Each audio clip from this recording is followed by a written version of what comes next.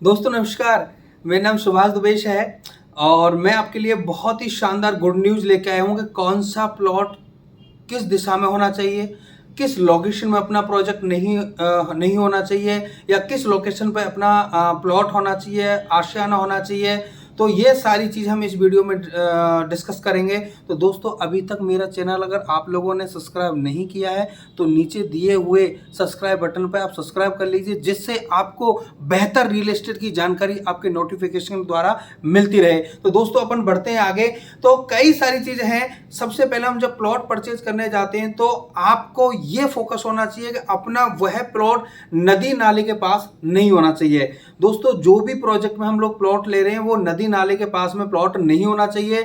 दूसरा मैं बात करूं कि अपना प्रोजेक्ट में जिस प्रोजेक्ट में हम लोग प्लॉट परचेज कर रहे हैं उस प्रोजेक्ट में जो गवर्नमेंट की सेक्टर रोड्स हैं या प्रोजेक्ट की जो लिंक रोड हैं या प्रोजेक्ट की जो रोड हैं उन रोडों से अपना प्लॉट नीचे नहीं होना चाहिए, लेवल में होना चाहिए, चल जाएगा। और दूसरी बात करूं मैं दिशा की, कौन सी दिशा में अपना प्लॉट होना चाहिए, तो मैं बात करता हूं कि बेसिकली 4 दिशाएं होती हैं आपके ईस्ट, वेस्ट, नॉर्थ और साउथ। तो अपन कई सारी चीज़ें प्रिफेयर करते हैं कि अपन को ईस्ट फेसिंग में मिल जाए तो बहुत अच्छा रहेगा, जब ईस्ट फेसिंग नहीं तो आपके वेस्ट फेसिंग में मिल जाए तो बहुत अच्छा रहेगा। तो हम कई सारी चीज़ें चॉइस करते हैं।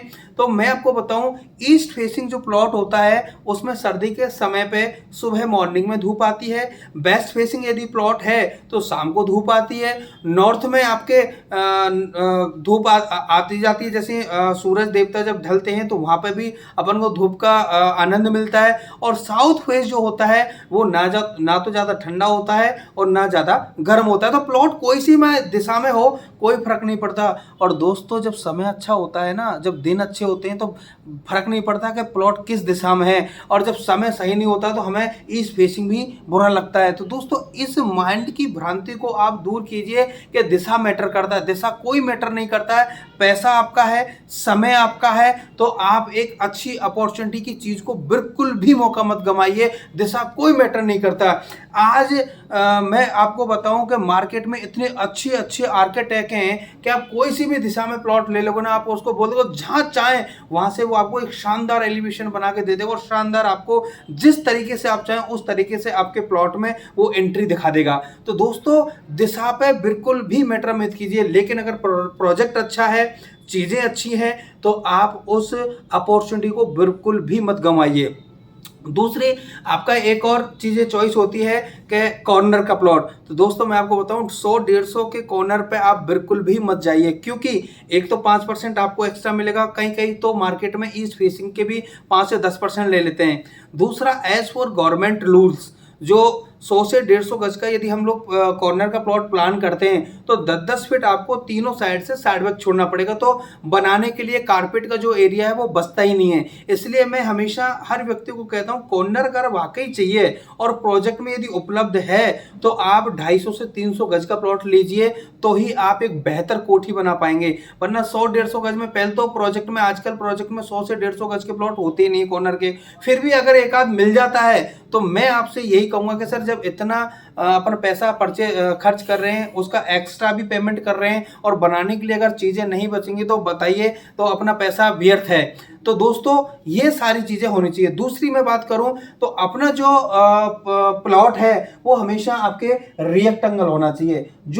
अपना जो हम प्लॉट परचेज कर रहे हैं ये हमेशा आयताकार होना चाहिए, क्योंकि आयताकार में ही एक अच्छा एलिवेशन निकलता है, अच्छा रूम्स का साइज निकलता है, अच्छे किचन का साइज निकलता है और एक अच्छा शानदार सा एलिवेशन निकलता है। तो आप हमेशा एक आयताकार प्लॉट ही प्लान कीजिए रेजिडेंशियल के लिए, और एक बेहतर जिससे अपन घर बना सकें और बेहतर तरीके से हम लोग शिफ्ट हो सकें। अगर मैं बात करूं लोकेशन की, तो दोस्तों हमेशा आपका प्लॉट टाउनशिप के अंदर और जीडी अप्रूव्ड प्रोजेक्ट में ही होना चाहिए, जहां पर सारी एमिनिटीज होती हैं।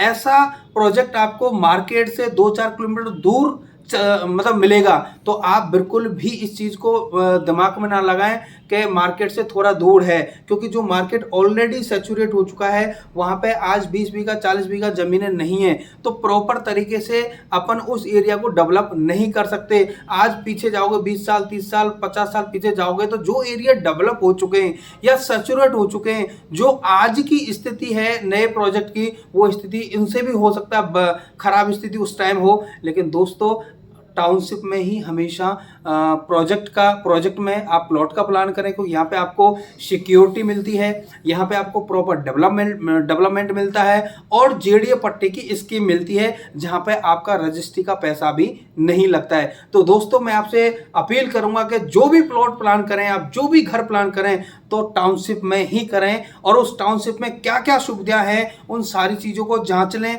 और क्या क्या उसकी लीगलिटी है, इन सारी चीज़ों को जांचने के बाद ही प्लॉट का प्लान करें। तो दोस्तों आशा करता हूं कि आपको समझ में आ गया होगा कि हमें कौन सी दिशा में प्लॉट लेना चाहिए, किस लोकेशन पे लेना चाहिए।